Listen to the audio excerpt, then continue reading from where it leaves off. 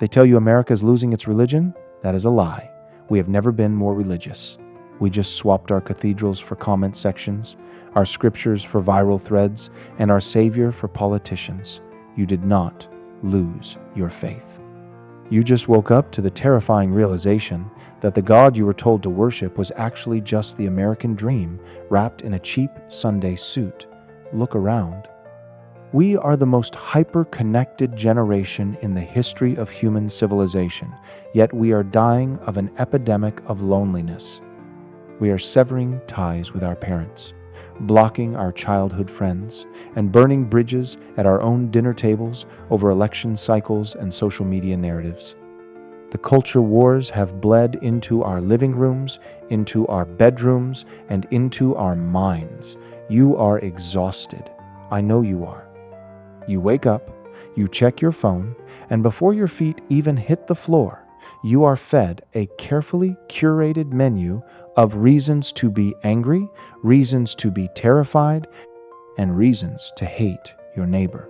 We are living in a chronic state of spiritual fight or flight. People in their 30s, 40s, and 50s are walking away from the church in droves. They call it deconstruction. The media paints it as a rebellion of a godless, cynical generation. The institutional church often condemns it as a dangerous lack of faith, a backsliding into worldly desires. But let us be brutally honest for a moment. For many of you listening right now, walking away was not a rebellion. It was a survival mechanism. You watched leaders preach love on Sunday and weaponize outrage on Monday.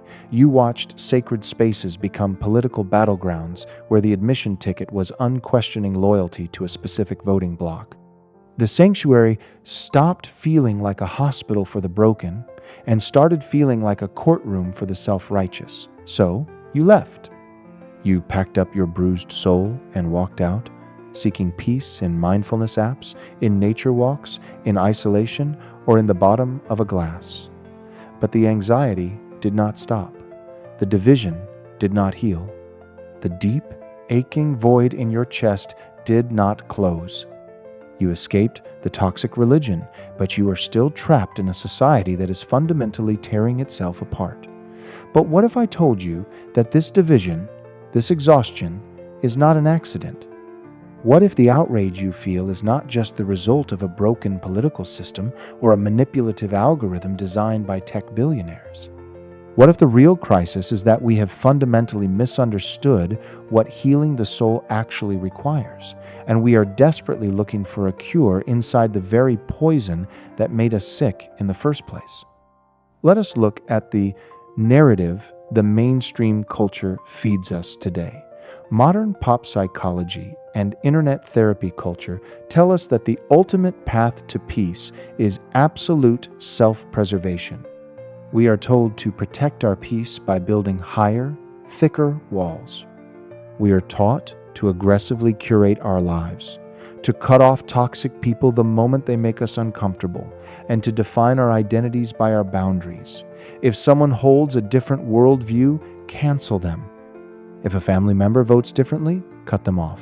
If a friend questions your narrative, block them. But here is the unspoken, contrarian truth that no media conglomerate is making money off telling you. Isolation is not healing. Anesthetizing yourself to people who disagree with you does not make you emotionally intelligent. It makes you spiritually fragile. We have weaponized the concept of boundaries to justify our own absolute refusal to forgive. We have convinced ourselves that empathy is conditional, reserved only for those who look like us, vote like us, and think like us. We are addicted to the dopamine hit of self-righteousness. Being angry makes us feel alive. Being on the right side of history gives us a false, intoxicating sense of purpose. The media algorithms know this perfectly well. They do not care if you are leaning left or leaning right. They only care that you are leaning in, staring at the screen, furious at them. The outrage economy profits from your spiritual sickness. It needs you to believe that your neighbor is your enemy. It needs you to believe that the world is ending tomorrow so that you will click today. We are constantly absorbing the tragedies, the controversies, and the sins of 8 billion people through a glowing screen in our hands. Think about the psychological toll of that. You were not biologically, mentally, or spiritually designed to carry the weight of the entire world. When you are exposed to every injustice on the planet 24 hours a day, you develop the knowledge of God without having the power of God to fix it. The result is not enlightenment. The result is a crushing, paralyzing anxiety. We are playing God with our information consumption, and it is destroying our humanity. Now, let us look at the radical, inverted reality of Jesus. The historical Jesus of Nazareth did not operate in the binary of his day. First century Israel was far more divided, far more volatile, and far more violent than modern America. You had the Zealots, who wanted a bloody, violent political revolution against the Roman occupation. You had the Sadducees, who compromised with the corrupt government to keep their wealth and status. You had the Pharisees, who created rigid, suffocating moral purity tests to exclude the sinners and elevate themselves. Everyone was demanding that Jesus pick a side in their ancient culture war. They wanted a political Messiah. They wanted a king who would ride in on a war horse and slaughter their enemies. He refused.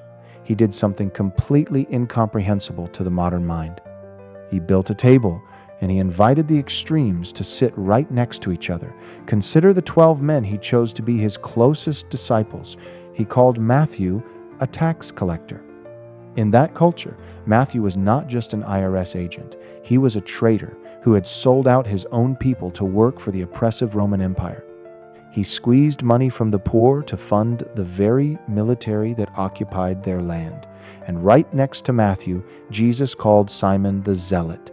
Simon belonged to a radical, militant faction that carried daggers hidden in their cloaks specifically to assassinate Romans and Jewish collaborators like Matthew. Just pause and visualize that dynamic. Jesus looked at 2 men who were supposed to be sworn, mortal, political enemies. Under normal circumstances, Simon would have slit Matthew's throat in a dark alley without a second thought. But Jesus looks at both of them and says, "Follow me, sit at this table, break this bread, drink this wine." True healing of the soul does not come from winning the argument. It comes from stepping completely outside the matrix of outrage. The American church failed you when it taught you that following Christ meant defending a political platform or fighting a culture war. Following Christ actually means dying to your right to be offended. It means surrendering your desperate need to be right. The crisis of faith we are experiencing right now is not because God has failed. It is because we have tried to shrink the creator of the universe down into a mascot for our own tribalism. We want a God who smites our enemies, but Jesus told us to wash our enemies' feet. You are burned out because you are carrying the weight of a world you were never designed to save. Healing begins the exact moment you realize that your primary citizenship is not to a fractured political system, a fragile economy, or a cultural movement. Your primary citizenship is to a kingdom built on radical, scandalous grace. This requires terrifying vulnerability. It requires looking at the person who vehemently disagrees with you, the person the media tells you to hate, the person who voted for the other guy, and recognizing a profound, uncomfortable truth. They are just as scared, just as broken, and just as desperate for love and security as you are. It means replacing your immediate judgment with genuine curiosity. It means acknowledging the reality that Alexander Solzhenitsyn discovered in a Soviet gulag, that the line separating good and evil does not pass through states nor between political parties, but right through every human heart, including yours, including mine. We love to point fingers at the system, at the politicians, at the other side, because as long as the problem is out there, we do not have to deal with the darkness in here. But Jesus did not come to reform the system. He came to resurrect the dead. He came to take hearts of stone and turn them into hearts of flesh. If you want to heal, truly heal, you have to stop participating in the economy of outrage. You have to stop consuming the poison and expecting to get well. Forgiveness is no longer just a religious concept. In the modern world, forgiveness is the ultimate act of rebellion. Choosing to love someone who is hard to love is the most punk rock, anti-cultural thing you can do today. When someone attacks you online or at the Thanksgiving table, the system expects you to retaliate. The algorithm demands that you fight back. When you choose silence, when you choose grace, when you choose to listen instead of responding, you break the cycle, you starve the machine. You take back your soul from the digital overlords who profit from your blood pressure rising. The cross of Jesus Christ was not just a historical event. It is a daily lived reality. It is the place where justice and mercy violently collide. It is the place where God says, I will absorb the hatred of the world. I will take your violence, your anger, your betrayal, and I will not reflect it back to you. I will absorb it, and I will return only love. That is what you are called to do. You are called to be a shock absorber in a culture that only knows how to reflect trauma. Hurt people, but healed people heal people. It is a slow, agonizing process. It requires you to mourn the loss of your own self-righteousness. It requires you to look in the mirror and realize that the grace you desperately need is the exact same grace you are violently withholding from your neighbor. So, I want to leave you with this final thought. Imagine a scenario where your political party wins every single election for the next 10 years. Imagine your side gets everything they want. Every policy is passed. Every cultural battle is won. Every Supreme Court seat is filled with people who think exactly like you. Ask yourself, in the quietest, most vulnerable, most brutally honest corner of your heart, would your soul finally be at peace?